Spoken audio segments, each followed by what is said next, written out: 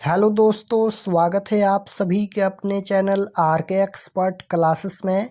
तो कैसे हैं आप सभी? आई होप कि आप लोग अच्छे होंगे और अपने अपने मैट्रिक बोर्ड परीक्षा 2026 के तैयारी में लगे होंगे।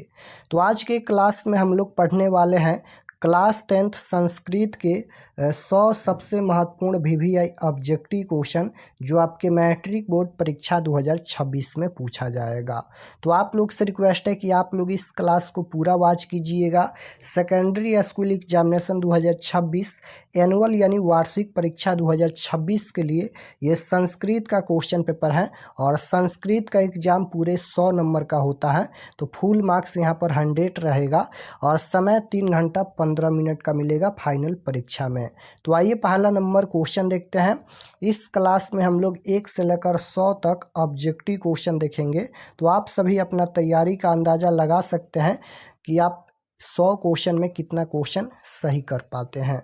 तो पहला नंबर क्वेश्चन यहाँ पर पूछा गया है कि दलित ग्रामवासी पुरुष की कथा किस पाठ में है।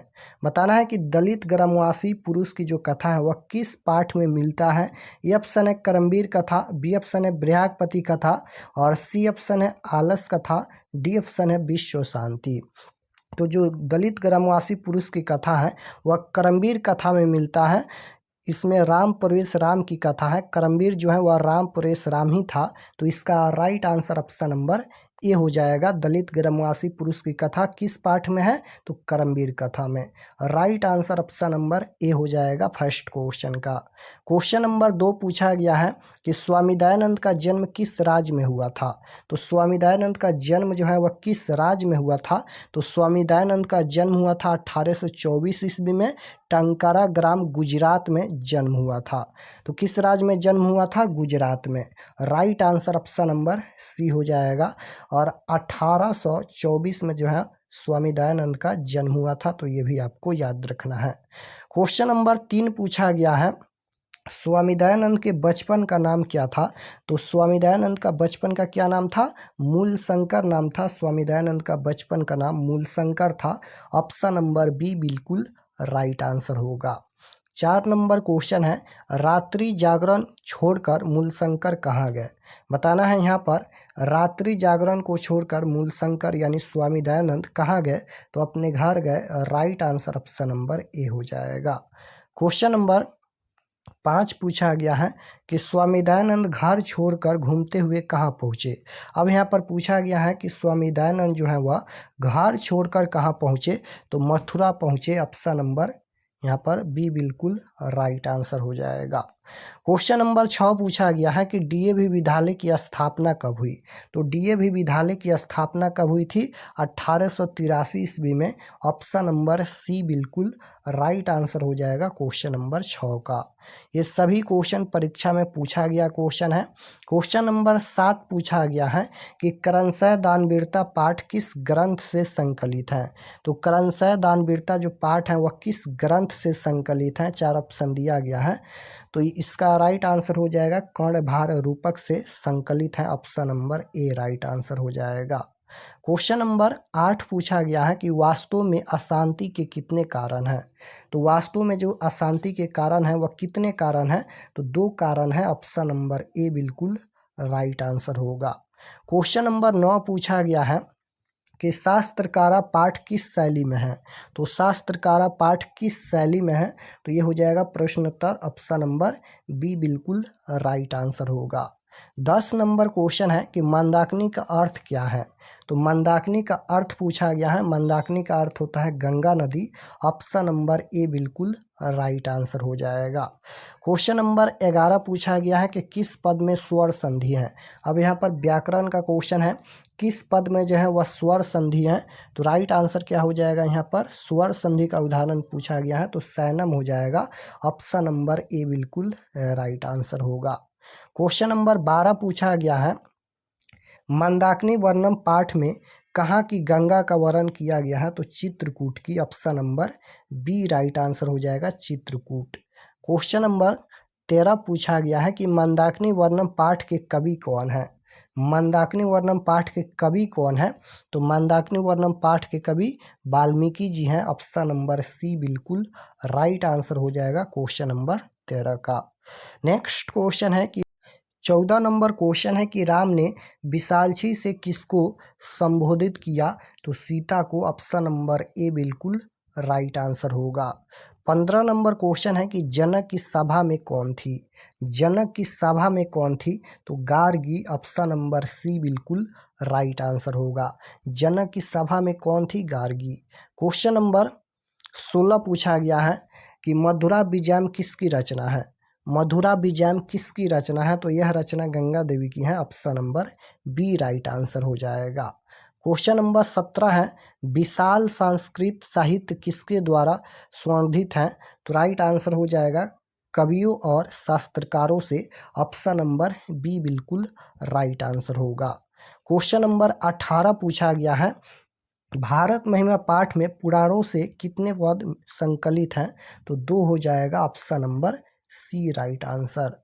क्वेश्चन नंबर 19 है कि भारत महिमा पाठ में ज्ञानती देवा किल गीतकानी किस पुराण से संकलित है यह पद? तो राइट आंसर हो जाएगा विष्णु पुराण से। ऑप्शन नंबर सी बिल्कुल राइट आंसर होगा। क्वेश्चन नंबर 20 पूछा गया है कि भारत भूमि सदा किससे सेवित है? बताना है कि भारत भूमि सदा किससे सेवित है? 4 ऑप्शन दिया गया है सागरों से, पर्वतों और झरनों से, या नदियों से, या इनमें से सभी। तो भारत भूमि सदा सेवित है सागरों से, पर्वतों और झरनों से, नदियों से। इनमें से सभी इसका राइट आंसर हो जाएगा। ऑप्शन नंबर डी इनमें से सभी। क्वेश्चन नंबर 21 पूछा गया है कि गर्भधान संस्कार का प्रयोजन क्या है? तो राइट आंसर हो जाएगा गर्भ रक्षा। Option number A right answer हो जाएगा। क्वेश्चन नंबर 22 पूछा गया है नदा समुद्र अस्तन गच्छन्ति रेखा किन पद का प्रश्न निर्माण निम्न में कौन सा है? तो right answer option number B हो जाएगा का। क्वेश्चन नंबर 23 पूछा गया है मिथिला में वीरेश्वर कौन थे? तो मिथिला में वीरेश्वर कौन थे? मिथिला के मंत्री वीरेश्वर थे। तो राइट आंसर क्या हो जाएगा? मंत्री। मिथिला में वीरेश्वर कौन थे? मंत्री थे। Option number A right answer. Question number 24 है गोल घर कहाँ है? तो गोल घर कहाँ है? सभी को याद होगा पटना में है। Option number B right answer हो जाएगा। क्वेश्चन नंबर 25 पूछा गया है कि भौत शब्द के षष्ठी बहुवचन का रूप क्या होगा? व्याकरण का क्वेश्चन है। भौत शब्द के षष्ठी बहुवचन का रूप पूछा गया है। तो ये हो जाएगा भौताम। ऑप्शन नंबर डी बिल्कुल राइट आंसर हो जाएगा। क्वेश्चन नंबर 26 पूछा गया है कि तिष्ठि में धातु क्या है? तो राइट आंसर हो जाएगा यहाँ पर संस्था। Option number A right answer. Question number 27 पूछा गया है तुमुन प्रत्यय से बना अव्यय कौन सा है? तुमुन प्रत्यय से बना अव्यय कौन सा है? तो राइट आंसर हो जाएगा हंतुम। ऑप्शन नंबर बी बिल्कुल राइट आंसर होगा। 28 नंबर क्वेश्चन है राघव में कौन सा तद्धित प्रत्यय है? राघव में कौन सा प्रत्यय है? तो राइट आंसर हो जाएगा अण प्रत्यय है। Option number C right answer. 29 number question है निपुणा में कौन सा स्त्री प्रत्यय है? निपुणा में कौन सा स्त्री प्रत्यय है? तो टाप प्रत्यय है। Option number D right answer हो जाएगा टाप प्रत्यय। क्वेश्चन नंबर 30 पूछा गया है 30 नंबर क्वेश्चन है कि बृहस्पति कथा किस ग्रंथ से संकलित है? बताना है कि बृहस्पति कथा किस ग्रंथ से संकलित है? तो यहाँ पर बृहस्पति है।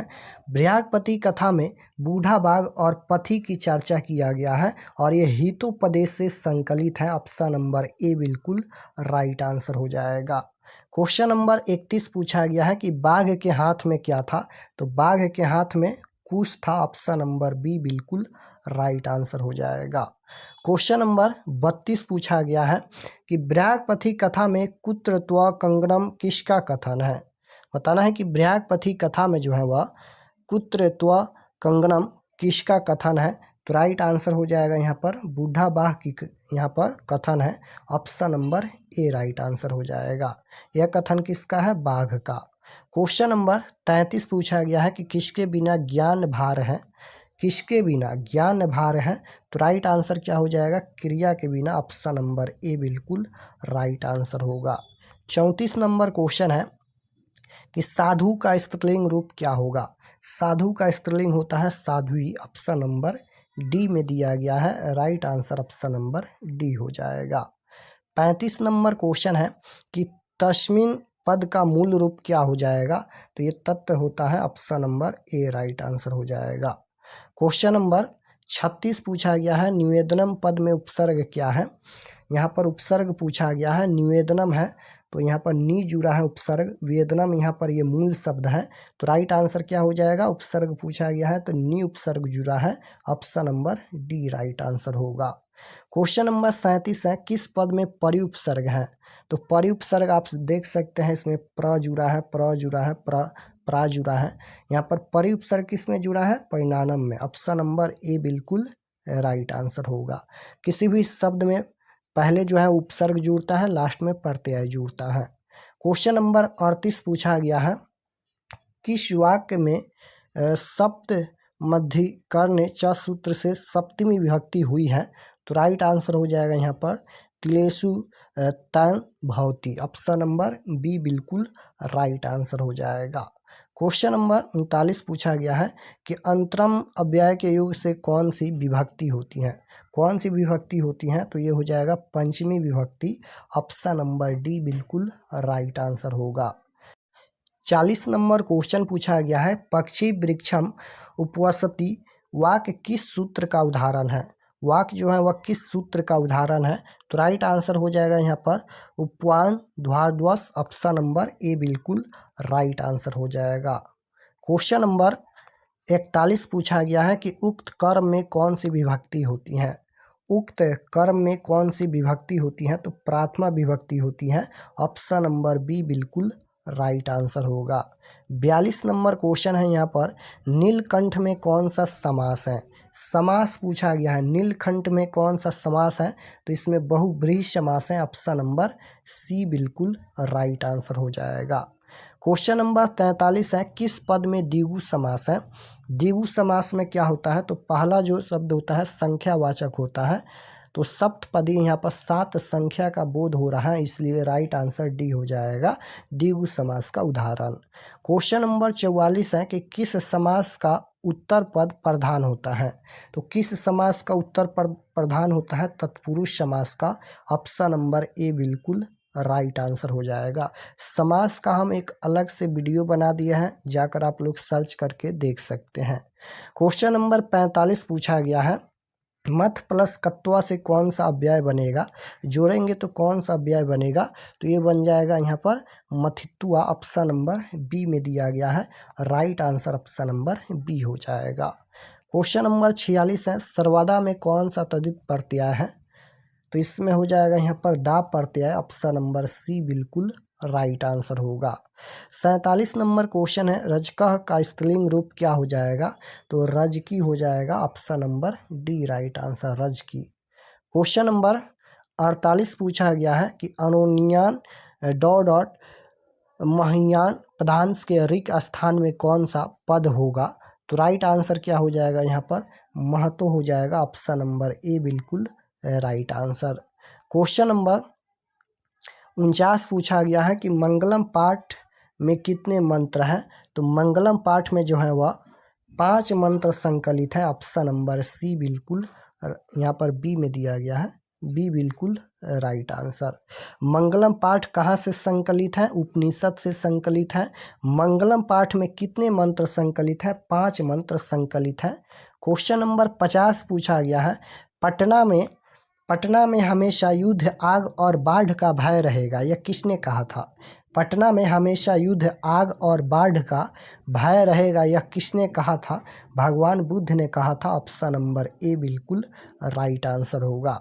नेक्स्ट क्वेश्चन है कि काव्य मीमांसा के कवि कौन है, काव्य मीमांसा के कवि कौन है, राजशेखर है, ऑप्शन नंबर बी बिल्कुल राइट आंसर हो जाएगा। काव्य मीमांसा के कवि कौन है, राजशेखर। क्वेश्चन नंबर 52 है 52 नंबर क्वेश्चन है आलस कथा पाठ किस ग्रंथ से संकलित है, बताना है कि आलस कथा पाठ जो है वह किस ग्रंथ से संकलित है। आलस कथा पाठ में आलसियों की परीक्षा लिया गया है, तो ये पुरुष परीक्षा से संकलित है, right answer option number C हो जाएगा। आलसशाला में आग क्यों लगाई गई, तो आलसियों की परीक्षा लेने के लिए आलसशाला में आग लगाई गई, और आलसला में आग कब लगाई गई? तो जब सब सो रहे थे तब आलसला में आग लगाई गई आलसियों की परीक्षा लेने के लिए। क्वेश्चन नंबर 53 है कि आलस कथा कैसी कथा है?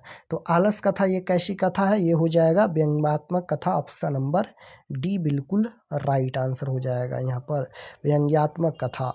क्वेश्चन नंबर 54 पूछा गया है कि अच्युतराय कहाँ के राजा थे? तो विजयनगर के, option number A right answer हो जाएगा, विजयनगर। क्वेश्चन नंबर 55 पूछा गया है आलस नाम कथा का समस्त पद क्या होगा? तो इसका समस्त पद हो जाएगा आलस कथा, यहाँ पर बी होना चाहिए, आलस कथा आपको याद होना चाहिए। क्वेश्चन नंबर 56 है कि तन्मध्य पद में कौन सी संधि है? तो इसमें हो जाएगा व्यंजन संधि, ऑप्शन नंबर बी बिल्कुल राइट आंसर। 57 नंबर क्वेश्चन पूछा गया है मुनिरयम में किन किन वर्णों की संधि हुई है? तो र प्लस अ की संधि हुई है। नेक्स्ट क्वेश्चन है कि पित्रादेश का संधि विच्छेद क्या हो जाएगा? तो पित्र प्लस आदेश हो जाएगा, ऑप्शन नंबर ए बिल्कुल राइट आंसर। नेक्स्ट क्वेश्चन है निह प्लस रोगा की संधि क्या होगी? निरोग हो जाएगा, ऑप्शन नंबर ए बिल्कुल करेक्ट आंसर होगा। 60 नंबर क्वेश्चन है नरेश का संधि विच्छेद यहाँ पर किस संधि का उदाहरण है, ये पूछा गया है। तो ये स्वर संधि का उदाहरण है, ऑप्शन नंबर बी बिल्कुल राइट आंसर होगा। 61 नंबर क्वेश्चन है किस समास का प्रथम पद नकारात्मक होता है? तो नग समास हो जाएगा, option number C right answer.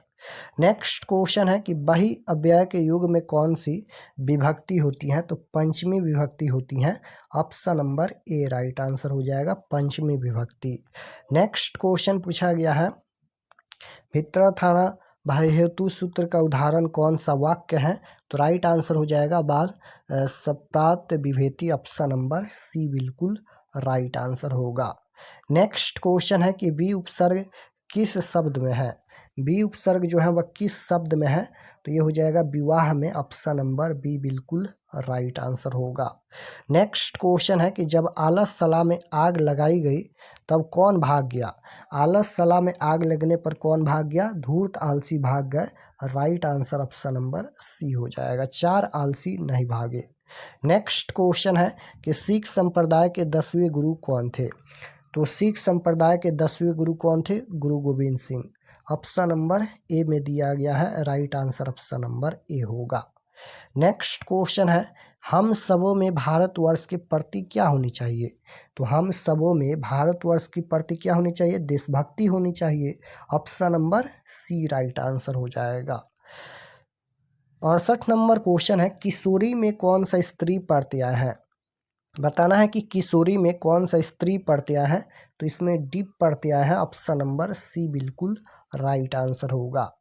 Next question है कि ज्ञान प्लस मतुप में कौन सा पद बनेगा, यानी जोड़ेंगे तो कौन सा पद बनेगा?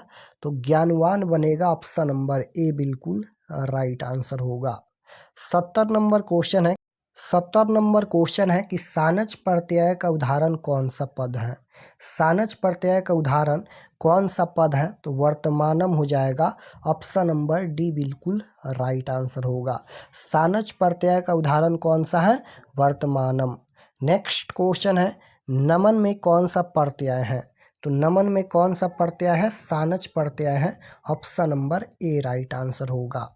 72 नंबर क्वेश्चन है ठक प्रत्यय से कौन सा पद बना है? तो ठक प्रत्यय से कौन सा पद बना है? धार्मिका बना है, ऑप्शन नंबर डी बिल्कुल राइट आंसर होगा। 73 नंबर क्वेश्चन है कि भवेत किस लकार का रूप है? तो भवेत किस लकार का रूप है? ये लोट लकार का रूप है, ऑप्शन नंबर सी बिल्कुल राइट आंसर होगा। 74 नंबर क्वेश्चन है कि वाची में कौन सी विभक्ति है? वाची में कौन सी विभक्ति है? तो इसमें सप्तमी विभक्ति है, ऑप्शन नंबर बी बिल्कुल राइट आंसर होगा। 75 नंबर क्वेश्चन है कि अंत्येष्टि संस्कार कब होता है? तो अंत्येष्टि संस्कार होता है मरणोपरांत, option number A right answer होगा। 76 नंबर क्वेश्चन है कि जन्मपूर्ण कितने संस्कार होते हैं? तो जन्मपूर्ण कितने संस्कार होते हैं? ये 3 संस्कार होते हैं, भारतीय संस्कार कुल 16 होते हैं। क्वेश्चन नंबर 77 पूछा गया है कि समावर्तन संस्कार का उद्देश्य क्या है? तो गुरु गृह से गृहस्थ जीवन में प्रवेश करना, ऑप्शन नंबर ए बिल्कुल राइट आंसर हो जाएगा। क्वेश्चन नंबर 78 है कि किस संस्कार के साथ लोग वास्तविक गृहस्थ जीवन में प्रवेश करते हैं? तो गृहस्थ जीवन में प्रवेश करते हैं विवाह संस्कार के द्वारा, ऑप्शन नंबर बी बिल्कुल राइट आंसर होगा। नेक्स्ट क्वेश्चन है कि नीति श्लोका पाठ किस ग्रंथ से संकलित है? तो नीति श्लोका पाठ जो है वह किस ग्रंथ से संकलित है? ये विदुर नीति से संकलित है, option number A right answer हो जाएगा, विदुर नीति। नेक्स्ट क्वेश्चन है कि विधा की रक्षा किससे होती है? तो विधा की रक्षा किससे होती है? योग से होती है, option number C right answer. 81 number question है, नीति श्लोका पाठ के आधार पर सुख देने वाली क्या है? तो ये हो जाएगा अहिंसा, option number D right answer. 82 number question है, नीति श्लोका पाठ में कितने श्लोक है? कितने श्लोक हैं? 6, 10, 8 या 5? तो नीति श्लोका पाठ में कितने श्लोक हैं? 10 श्लोक हैं, option number B right answer होगा। 83 नंबर क्वेश्चन है, राम परशुराम को छात्रनाम अध्ययन तपः का उपदेश किसने दिया? तो राइट आंसर हो जाएगा गुरु ने, option number C right answer होगा। 84 नंबर क्वेश्चन है कि राम परशुराम का जन्म किस गांव में हुआ था? राम परशुराम का जन्म जो है वह किस गांव में हुआ था? तो भीखनटोला गांव में हुआ था। भीखनटोला गांव कहाँ है? तो बिहार में है, राइट आंसर डी हो जाएगा। क्वेश्चन नंबर 85 है, स्वरमय पात्र से किसका मुंह ढका हुआ है? तो स्वरमय पात्र से किसका मुंह ढका हुआ है? कलश का, सत्य का, घर का, धर्म का? तो स्वरमय पात्र से सत्य का मुंह ढका हुआ है, ऑप्शन नंबर बी बिल्कुल राइट आंसर हो जाएगा, सत्य का मुंह ढका हुआ है। क्वेश्चन नंबर 86 है, चंचल पद में कौन सी संधि है? तो इसमें व्यंजन संधि है, option number A right answer होगा। क्वेश्चन नंबर 87 है कि किसमें पद अपनी अपनी विभक्तियों को छोड़कर मिलते हैं? किस में पद अपनी अपनी विभक्तियों को छोड़कर मिलते हैं? तो ऐसा समास में होता है, option number B right answer हो जाएगा, समास में। क्वेश्चन नंबर 88 है, प्राजतंत्रम का विग्रह क्या होगा? तो प्राजनन तंत्रम हो जाएगा, ऑप्शन नंबर ए बिल्कुल राइट आंसर होगा। क्वेश्चन नंबर 89 है, पृथक अव्यय के युग में कौन सी विभक्ति नहीं होती है? नहीं पूछा गया है, तो चतुर्थी विभक्ति नहीं होती है, option number A right answer होगा। 90 नंबर क्वेश्चन है कि यच च भावेन भाव लक्षणम सूत्र का उदाहरण वाक्य है? तो राइट आंसर हो जाएगा यहाँ पर उदिते सूर्य सह गृह गता, right answer option number C हो जाएगा। क्वेश्चन नंबर 90 पूछा गया है, निक्सा अव्यय के युग में कौन सी विभक्ति होती है? तो द्वितीय विभक्ति होती है, option number D right answer हो जाएगा, द्वितीय विभक्ति। क्वेश्चन नंबर 92 पूछा गया है यहाँ पर कि संभव पद में कौन सा उपसर्ग है? इसमें सम उपसर्ग जुड़ा है, option number A right answer होगा। नेक्स्ट क्वेश्चन है कि धनुषा में मूल शब्द क्या है?